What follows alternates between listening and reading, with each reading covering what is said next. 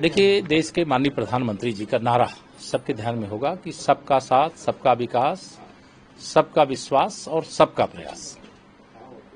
ये जो 4 लाइन के ये जो स्लोगन है, जो देश के हर नागरिक के लगभग जुबान का हिस्सा बन गए हैं। वक्फ का संशोधन का जो बिल आया है वह भी इसी के परिप्रेक्ष्य में है।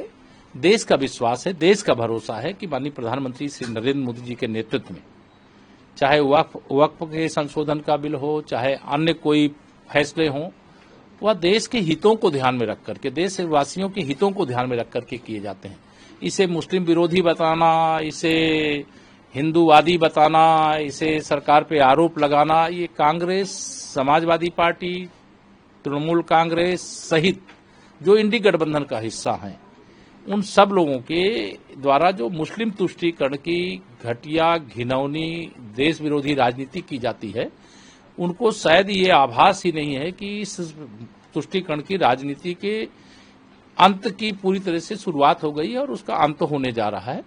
इसलिए जो वक्फ के संशोधन का बिल सदन में आया है वह कैबिनेट ने पास किया, संसद में प्रस्तुत हुआ, जेपीसी को भेजने का काम हुआ, वहां विस्तार से चर्चा हुई, फिर कैबिनेट के सामने आया और फिर सदन में आज उस पर चर्चा हो रही है। 8 घंटे की चर्चा है, लेकिन उसमें सब कुछ अच्छा है। इस देश के गरीब मुसलमानों की भलाई में, पसमानदा मुसलमानों की भलाई में और कुछ मुट्ठी भर लोगों के कैद में जो पूरा बोर्ड रहता था, उससे बाहर निकलने का रास्ता बना है। जो संपत्ति थी, जो उसका दुरुपयोग होता था, उससे बचाने का रास्ता निकला है।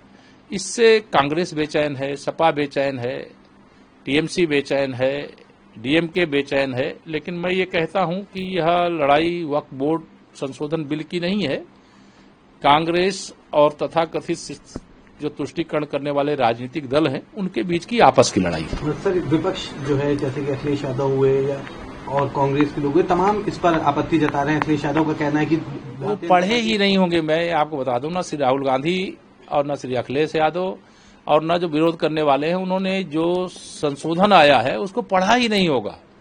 केवल मुसलमानों के समर्थन में खड़े हो जाओ, वो उनका वोट बैंक बन जाए, उनके घर में झाड़ू लगाता रहे और उनको वोट देता रहे, भाजपा का खौफ दिखाओ, मोदी जी को प्रधानमंत्री पद से हटाओ, राहुल गांधी को पीएम बनाओ, अखिलेश को पीएम बनाओ, इस प्रकार के सपने देखने की कोशिश करते हैं। लेकिन अब मुसलमान भी थोड़ा समझने लगा है कि ये सब फरेब अब चल नहीं सकता। ये अफवाह फैला करके, डर दिखा करके अब जो वोट लेने का काम था उसमें अब असर पड़ने लगा है, समझेंगे लोग।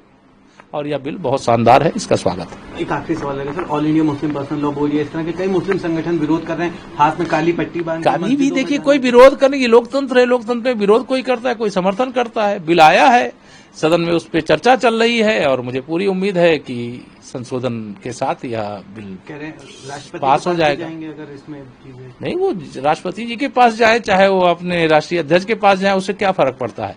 लेकिन सदन में चर्चा चल रही, संसद ही उसका मुख्य स्थान है।